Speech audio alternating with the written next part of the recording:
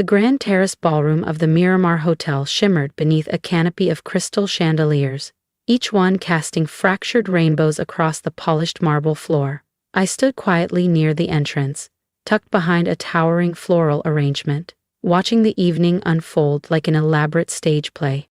The bride, my sister Camille, glided through the crowd in her custom couture gown, basking in the attention of San Francisco's elite. Laughter, champagne, and whispered admiration followed her every step. Trailing close behind her were our parents, Martin and Lillian Prescott, wearing the kind of beaming pride they'd never once shown for me. "Just sign here, Miss Reyes," the wedding planner murmured, offering a sleek tablet with the final payment details for the venue. I signed without hesitation, suppressing a smirk at the alias I'd used when I acquired the Miramar chain 4 years ago. If only they knew that Valeria Reyes, the enigmatic hotel entrepreneur, was really Valerie Prescott, the daughter they'd buried in whispers a decade ago. I returned the tablet and adjusted the intricate mask covering the upper half of my face. The masquerade theme had been Camille's dream. Ironically, it allowed me to walk among them completely unnoticed. "The ceremony was lovely," I said to the planner, my voice touched with the subtle Mediterranean accent I'd perfected over the years. She smiled warmly. "Thank you, Miss Reyes. It means a lot that you came in person. The Prescotts are a legacy family here in the Bay Area." Legacy. That word had haunted me my entire life. Our family's legacy wasn't just money. It was control, expectations, obedience. When I was 24, fresh out of Stanford's business program, I made the unforgivable mistake of saying no. No to marrying Brandon Steele, heir to a competing real estate empire. No to sacrificing my future for a business merger disguised as a wedding. The fallout was instant. My father's fury, my mother's icy silence. The ultimatum: marry Brandon or be disowned. I chose exile. The next day, I drained the last $75,000 from an overlooked investment account and disappeared. I spent weeks in a rundown apartment in Oakland, devouring everything I could on tech startups, urban development, and digital branding. They erased me from their lives. So I rebuilt mine from scratch, better, smarter, and untouchable. And tonight, without even knowing it, they were celebrating in my hotel. I changed my appearance, refined a new accent, and built Valeria Reyes from the ground up. What I didn't know back then was how far my parents were willing to go to erase me. Instead of admitting their eldest daughter had walked away from their control, they told everyone I drowned during a yacht accident in the Bay. They even staged a funeral, closed casket, tear-streaked speeches, and a lavish reception held at one of the very hotels I'd later buy. I discovered the truth 6 months later when I tried to send Camille a message. The email bounced, but not before I saw her profile picture, dressed in black, standing beside our parents in front of my memorial photo. That was the day Valerie Prescott truly died, and Valeria Reyes came to life. "Ms. Reyes?" The planner's voice brought me back to the present. "Would you like to be seated for dinner?" I nodded, letting her guide me to a table tucked discreetly along the side of the ballroom, close enough to watch every smile and toast, far enough to keep my mask in place. There was something wickedly poetic about it all. I paid for this wedding. I owned the Miramar Hotel where it was being held. I even held the title to the Pacific Heights mansion my parents still proudly called theirs. Over the last decade, I had quietly acquired every asset the Prescotts valued, every business relationship they leaned on, and yet, I remained invisible. Across the room, my father's voice rang out. "May I have your attention, everyone?" The crowd hushed as Martin Prescott lifted his champagne flute, still regal, still smug in that perfectly tailored tux. His silver hair shimmered beneath the lights, as if even time bowed to his legacy. Today, we celebrate the union of our only daughter Camille to a wonderful young man. Only daughter? The word stung more than I'd expected, even now. But Martin wasn't finished. And we also remember someone dear to us, Camille's sister Valerie, who left us too soon. She would have loved this day. Next to him, my mother, ever the dutiful matriarch, dabbed at her dry eyes with a lace-edged handkerchief. The performance was flawless. They mourned the daughter they buried in fiction. If only they knew she was sitting 30 feet away, worth more than the Prescott name had ever commanded. A waiter approached, offering more champagne. "Thank you," I murmured, accepting the glass to steady my hands. I hadn't come here for revenge, or so I'd told myself. I'd built my empire from brilliance and grit, revitalizing legacy hotels, launching eco-conscious tech startups, and redefining luxury. That my family now unknowingly depended on me was merely poetic justice.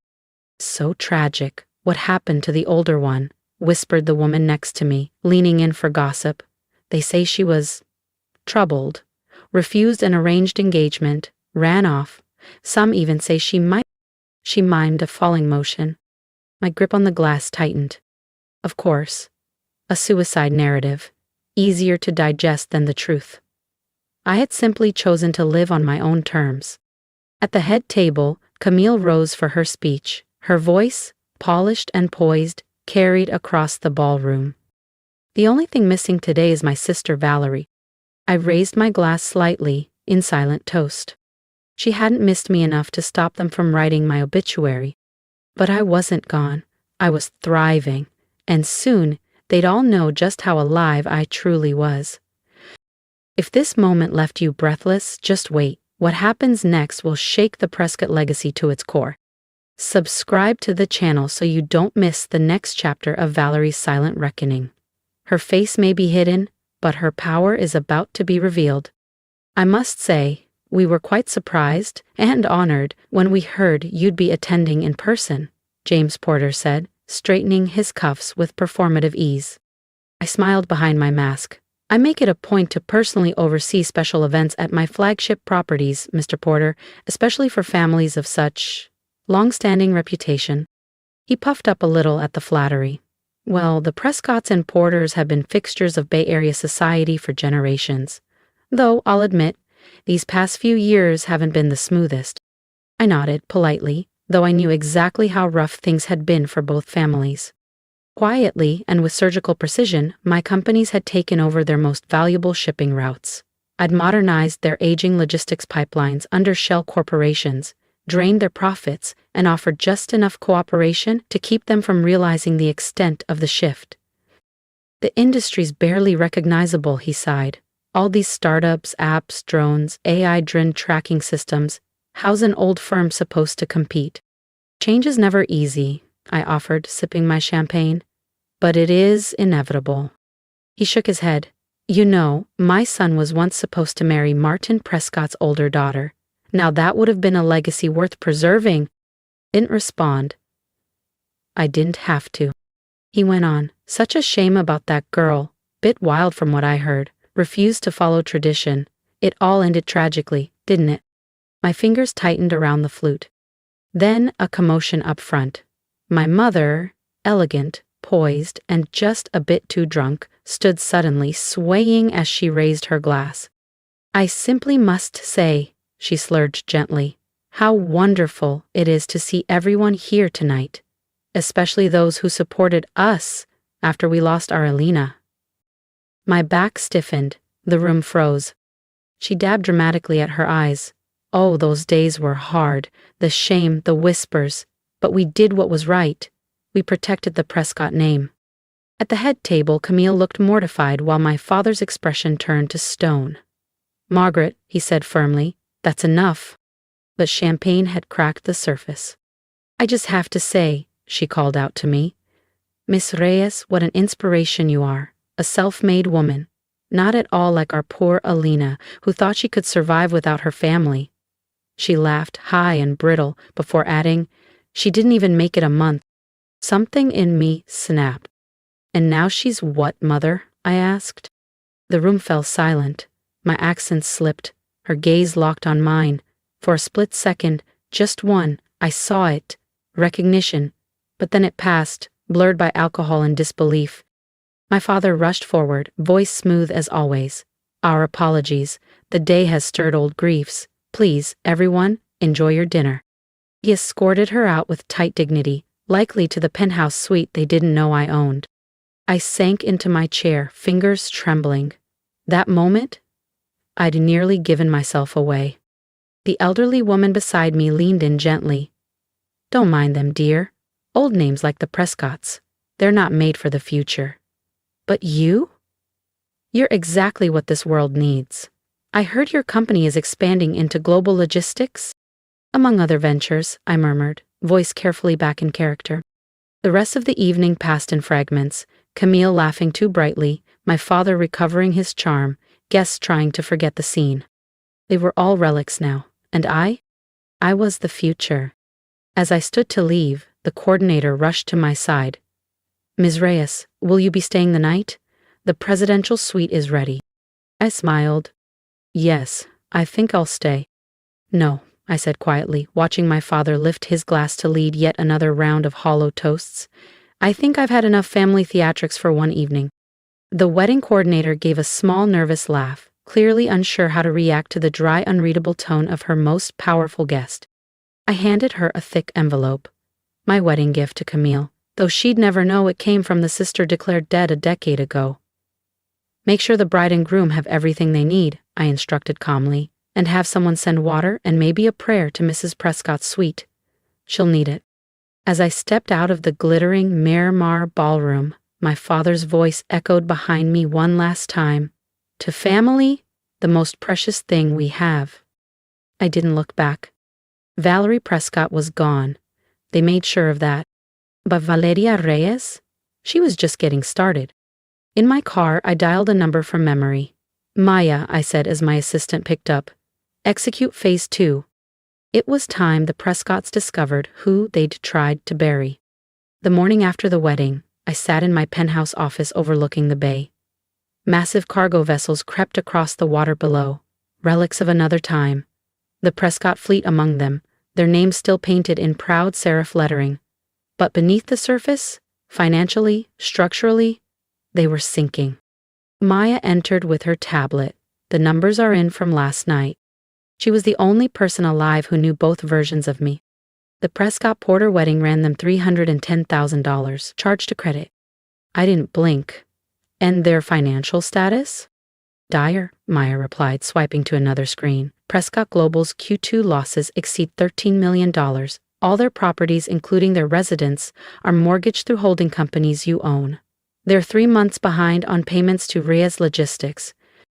Which means, I said, folding my hands, they're 3 months behind on payments to me.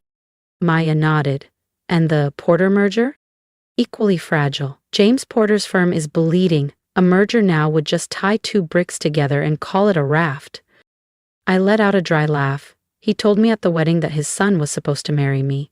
Said it would have been a merger worth celebrating. Should I initiate rate increases at Reyes Logistics? Maya asked, already poised to move. Yes, I said. Let's see how long loyalty lasts when modern solutions are cheaper and faster. Maya hesitated. Your father's called an emergency board meeting for tomorrow. Fine. I rose from my chair, spine straight. Prepare the documents. It's time for Valeria Reyes to make her first public move at Prescott Global. Are you sure? She asked quietly. They buried their daughter to protect their name, I said, voice like ice. Now they'll see exactly what that name cost them. The next morning, I dressed with intent. A deep crimson Ferrera suit, Louboutin stilettos that struck the marble like thunder, and my grandmother's gold compass necklace.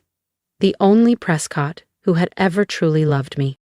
The headquarters hadn't changed in a decade. Same marble floors, same brass signage from 1871, same smug oil painting of my great-grandfather in the lobby. But today, the air was charged. Whispers followed me. Ms. Reyes, the receptionist blurted, the board meeting is private. Not anymore, I said, handing her a thick folder. My credentials. As majority shareholder of Reyes Logistics and legal lien holder of all mortgaged Prescott properties, I have every right to be here. Her hands trembled as she read. 14th floor, she whispered. In the elevator, Maya's voice came through my earpiece. They're trying to push through an internal bailout. He still thinks he can save the company. When I reached the boardroom, I paused, listening to the voices beyond the door. She owns half the port leases we use, someone hissed. We're out of time. Then my father's voice. Phoenix Logistics is trying to dismantle us. This woman, this Reyes, she's bleeding us dry. I pushed the doors open. 12 men turned. Silence. At the head of the table, my father stared at me. Monsieur Reyes, he said at last, his voice hollow. This is a private meeting. Not anymore, I said, striding into the boardroom, the sharp click of my heels slicing through the silence. Please, don't let me interrupt your conversation about my company's terms. Your company? My father nearly choked on the words. Reyes Logistics is just a tech startup gimmick, leeching off legacy clients with flashy interfaces and robots. Prescott Global has endured for 6 generations and has exactly 12 days left, I cut in coolly, placing a folder on the table. Inside were 10 years of planning in ink and signatures. Deeds, transfer agreements, financial statements, contracts. Evidence that every building they used, every shipment they booked, every deal they thought they negotiated in confidence had been orchestrated through me. Their homes, their offices, their entire name, slowly bought out from under them. This is a lie, my father whispered, rifling through the folder, his hands trembling. These buildings? Our house? The hotel chain? Mine, I confirmed, as are controlling interests in your biggest remaining clients. You're not just trying to win, I said. You already lost. He slammed the folder shut. Who are you? Some outsider tech heiress trying to erase a legacy? You don't understand what tradition means.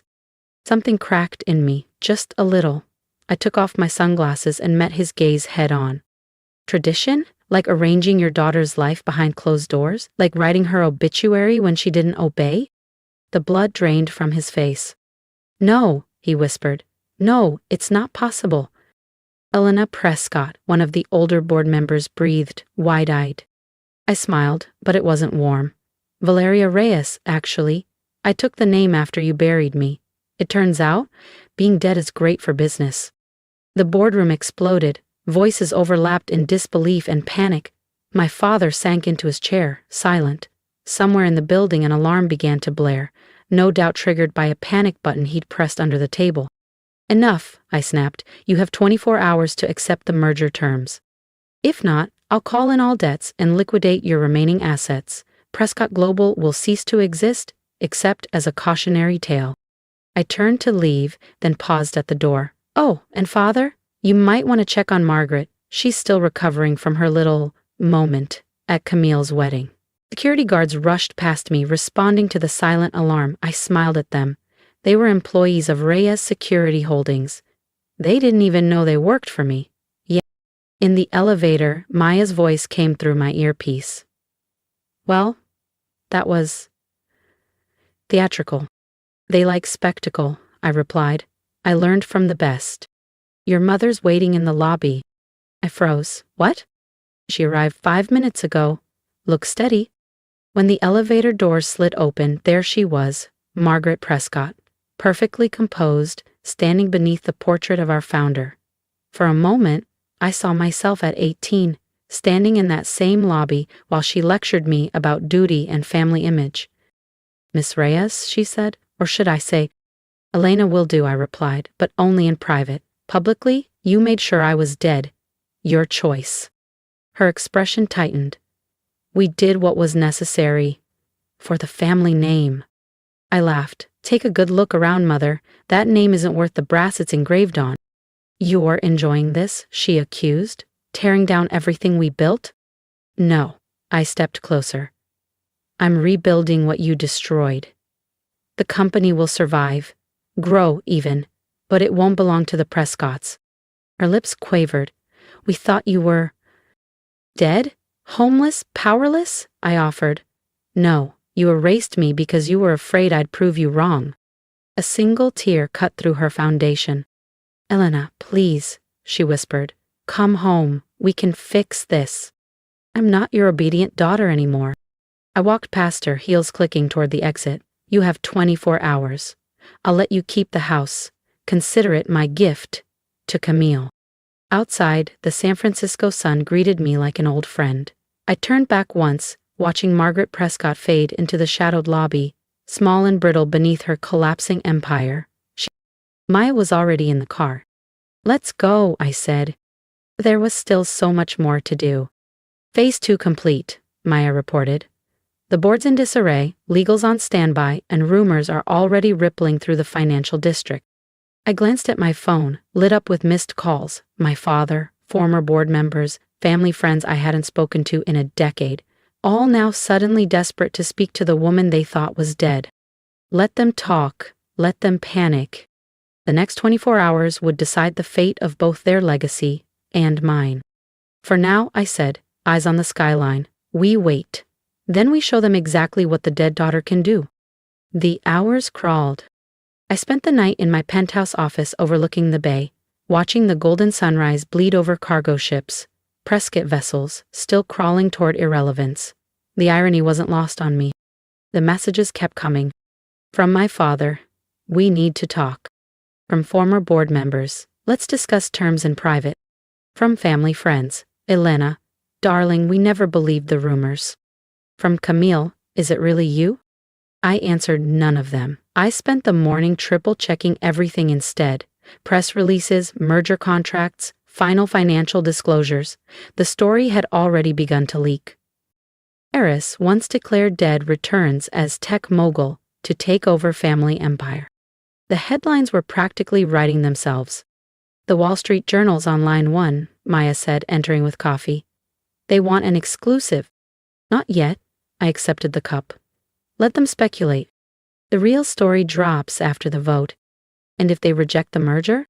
I smiled, remembering Margaret Prescott's trembling voice in the lobby. They won't. Right on cue, my phone chimed. The board's secretary. Vote passed. Unanimous approval of Reyes Logistics merger terms. Even my father hadn't opposed it. Set the press conference, I told Maya. 2 hours. Main lobby of Prescott Global. Elena Martinez will make a formal announcement. And Alina Prescott? I touched the gold compass pendant resting against my collarbone. She's done hiding. By the time I arrived, the building was buzzing. Reporters lined the hall, cameras pointed at the podium, employees filled the balconies above. And there, on stage, stood my father, surrounded by a fractured board, looking like a man who had aged 20 years in one day. I made them wait 10 minutes before stepping out. I wore Prescott blue, the same shade my father wore in every portrait, but now modern, structured, and mine. I wore my grandmother's pendant, catching the lights like a subtle weapon. I stepped to the podium. Thank you all for being here, I began. My name is Valeria Reyes, but some of you might remember me as Elena Prescott. The room erupted. Flashbulbs. Shouts. A gasp I knew came from my mother, somewhere in the back. I raised a hand. 10 years ago, the Prescott family announced my tragic death in a sailing accident. In truth, I simply rejected an arranged marriage and left to build my own future. My parents chose to bury an empty casket instead of admit their daughter had chosen independence. My father stepped forward, eyes dark with rage. Security, my security, held him back. In the decades since, I continued, I built Reyes Logistics from the ground up, redefining global shipping while others clung to tradition. I turned to the board. Today, I announced the full merger of Prescott Global with Reyes Logistics. The name may remain, but the leadership will not. Effective immediately, all current board members will retire. Generously, reporters yelled, questions flew. I caught sight of Camille at the back, still sun-kissed from her honeymoon, staring in open disbelief. I'll now take questions, I said. Miss Prescott, did your family know you were alive? No, I said flatly. They were quite committed to my death. Elena, we thought, my father began. You thought I'd fail, I replied. That's the problem, father. You never saw who I really was. He deflated before the cameras. We did what we thought was right. No, I said softly. You did what was easy. From the crowd, my mother's voice cut through the noise. Elena! Please, my mother began. I didn't look at her. Instead, I turned back to the press, my voice calm and controlled. The merged company will retain the Prescott name, out of respect for its history, I announced. But make no mistake, this is a full transformation. We're moving forward, whether the old guard likes it or not. More questions flew, but my attention drifted. Camille had pushed through the crowd. Gone was the polished bride from 2 days ago. She looked younger now, unsure. almost like the sister I remembered. You were there, she said softly, reaching the stage. At my wedding. I nodded once. You watched us all. Pretend to mourn you. I did. She leaned in, voice low. Sometimes, I'd see you. In the background. Old photos, events, board meetings. I thought I was imagining things. You weren't. Why didn't you tell me? When it happened? When you left? Would you have kept my secret? I asked quietly. I saw the answer in her eyes. No, she admitted, shame flashing across her face. I was 12. Old enough to know what they did was wrong, young enough to be afraid you'd end up like me. A tear slipped down her cheek. I missed you, not the ghost they turned you into. You. For the first time, something cracked inside me. I missed you too. But I couldn't be who they wanted. I had to be who I am. A reporter's voice broke the moment. Ms. Reyes, what happens to the Prescott family now? They'll retain their personal assets, I said, professionalism back in place. Those that aren't already legally mine. They'll be compensated fairly for their shares. I'm not here for revenge, I added. I'm here to save a company that lost its vision. And your family? Another reporter asked. I looked at my father, small behind the podium that used to make him powerful, at my mother, crying in the shadows, at Camille, standing between two versions of the past. Some things, I said slowly, can't be fixed with money. The press conference wound down. Sound bites were captured, headlines written. I remained on stage as the room thinned, watching my parents speak with their lawyers while Camille hovered between us. Maya appeared beside me. The paperwork's ready. In a minute, I said. I walked to them. Up close, they looked fragile. Human, not the giants of my childhood. The lawyers will explain everything, I said smoothly. You'll be fine. The house stays with you, the beach properties too. I'm not here to leave you with nothing. Just powerless, my father muttered. No, I replied coldly. I'm giving you a choice. Accept retirement and dignity, or fight and lose everything. My mother reached for my hand. I let her. Her rings dug into my palm. We thought we were protecting you, she whispered. The business world is cruel. I know, I said, pulling away, and I survived it. Because you forced me to. Camille stepped forward. Valerie, Elena, what about us? You're my sister, I said. When you're ready to know me for who I am, not who they told you I was, my door is open. I turned to go, then paused. Oh, and Mother, next time you're drunk at a party in one of my hotels, maybe don't brag about erasing your daughter. It's bad for both our brands. An hour later, the signatures were done. Prescott Global was mine. New board, new systems, new future. That night, I stood in my office, watching Prescott ships float beneath the moonlight. Soon they'd be painted with the Reyes Logistics logo. Their legacy would survive, but not in the hands that built it. Maya entered with champagne. To the merger. To the truth, I said, raising my glass. Sometimes something has to die, so something greater can live. She nodded. Camille's been calling. I touched my grandmother's compass resting over my heart. She always said the right path isn't the easy one. She'd be proud, Maya whispered. I smiled, eyes on the harbor. My phone buzzed. Camille. This time I answered. Can we talk? She asked, voice quiet. Really talk? Just us? Come over, I said. It's time you met your sister, for real. After I hung up, I told Maya to order dinner for 2. It would be a long night. Of truths, of healing, of beginning again. I wasn't Valerie Prescott anymore. That girl had been buried in the lies they told. But Valeria Reyes was real. Strong, free, unstoppable. And finally, at peace. I raised my glass to the dark waters below. To Valerie Prescott, I whispered. May she rest in peace. Then I turned away from the window, toward the future. If you have come this far with me, thank you, truly. This story wasn't just about reclaiming a company or confronting a legacy. It was about finding the courage to become who I was meant to be, even when the world tried to bury me. And now, I want to hear from you. What would you have done in my place? Would you have walked away quietly or fought your way back on your own terms? Leave a comment. Tell me what you think. Give me the advice you wish you had when you felt overlooked, underestimated, or silenced. Your voice matters, here and in your own life. And if you're walking through a chapter like I once did, unseen, unheard, labeled as the difficult one, remember this: they don't get to define you, not forever.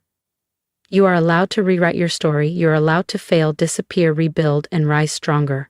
The world will call it revenge. You'll know it's freedom. So subscribe if this spoke to something deep in you. Share it with someone who needs a reminder that walking away isn't weakness, it's sometimes the bravest thing we can do. I'm Valeria Reyes, and I'm not done yet. Neither are you.